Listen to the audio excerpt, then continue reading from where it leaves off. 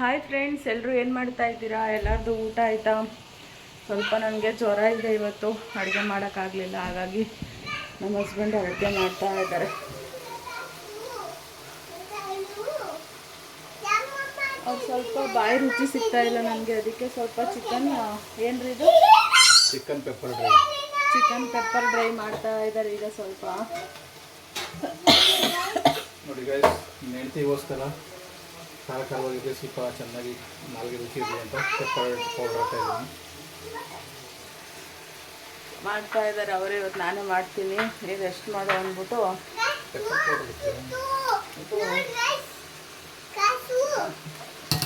ಚೆನ್ನಾಗಿ ಅವ್ರು ಚೆನ್ನಾಗಿ ಕುಕ್ ಮಾಡ್ತಾರೆ. ಯಾವಾಗಲೂ ಒಂದ್ಸಲ ಚಿಕನ್ ಎಲ್ಲ ಅವರೇ ಮಾಡ್ತಿರ್ತಾರೆ.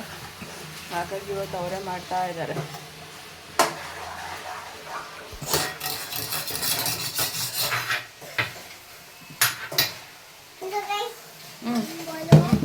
ನೋಡಿ ಇವನು.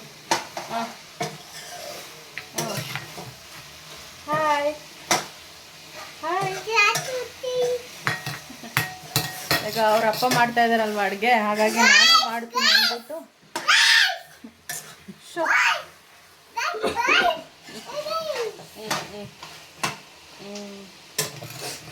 ಅವ್ರ ಅಪ್ಪ ಮಾಡ್ತಾ ಇದ್ದಾರಲ್ವ, ಅದನ್ನು ನೋಡ್ಕೊಂಡು ಅವರು ಜಾಸ್ತಿ ಸೌಂಡ್ ಮಾಡ್ತಾ ಇದ್ದಾನೆ ನೋಡಿ.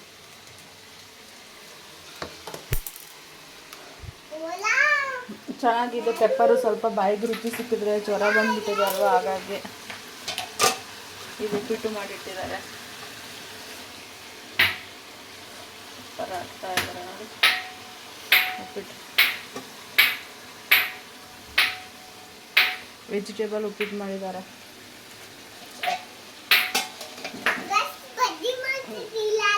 ಹುಷಾರಿಲ್ಲ ಅಂದರೆ ಅವರೇ ಅಡುಗೆ ಎಲ್ಲ ಮಾಡ್ಕೋತಾರೆ, ಏನೂ ಪ್ರಾಬ್ಲಮ್ ಇಲ್ಲ. ಎಲ್ಲ ಹೆಲ್ಪ್ ಮಾಡ್ತಾರೆ ಅವರೇ ಪಾಪ. ಯಾಕೋ ಗೊತ್ತಿಲ್ಲ, ಅವ್ನ ದನಗಿತ್ತಲ್ಲ ಜ್ವರ, ಸ್ವಲ್ಪ ನನಗೂ ಬಂದ್ಬಿಟ್ಟಿದೆ ಇವತ್ತು ಜ್ವರ. ಹಾಗಾಗಿ ಈಗ ಸ್ವಲ್ಪ ಊಟ ಮಾಡ್ಕೊಂಡು ಆಚೆ ಬಂದೆ. ಅಷ್ಟರಲ್ಲಿ ನೋಡಿದರೆ ಗಿಡದಲ್ಲೆಲ್ಲ ಹೂವು ಅರಳಿತ್ತು ನೋಡಿ. ತುಂಬಾ ಖುಷಿ ಆಯ್ತು ನನಗೆ. ನೈಟ್ ಹೊತ್ತೆಲ್ಲ ಅರಳಿಬಿಡುತ್ತೆ. ಆಚೆ ಬಂದ ತಕ್ಷಣ ಫುಲ್ಲು ಚೆನ್ನಾಗಿರುತ್ತೆ. ಸ್ಮೆಲ್ಗೆ ಒಂಥರ ಫಿದಾಗ್ಬಿಡ್ಬೇಕು, ಆ ಥರ ಇರುತ್ತೆ. ಎಲ್ಲರದು ಊಟ ಆಯಿತು. ಊಟ ಮಾಡಿಕೊಂಡು ಸ್ವಲ್ಪ ತಿರುಗಾಡ್ಬಿಟ್ಟು ಮಲ್ಕೋಬೇಕು. ಈ ವಿಡಿಯೋ ನಿಮಗೆ ಇಷ್ಟವಾದಲ್ಲಿ ಲೈಕ್ ಮಾಡಿ, ಶೇರ್ ಮಾಡಿ, ಕಮೆಂಟ್ ಮಾಡಿ, ನಿಮ್ಮ ಫ್ರೆಂಡ್ ಫ್ಯಾಮಿಲಿಗೂ ಶೇರ್ ಮಾಡಿ. ನಮ್ಮದು ಮುದ್ದು ನಾಯಿ ಮರಿನೂ ಬಂದಿತ್ತು, ಮಾತಾಡಿಸ್ಕೊಂಡು ಅವನ ಜೊತೆನೂ ಈಗ ಹೋಗಿ ಮಲ್ಕೋಬೇಕು. Good night all.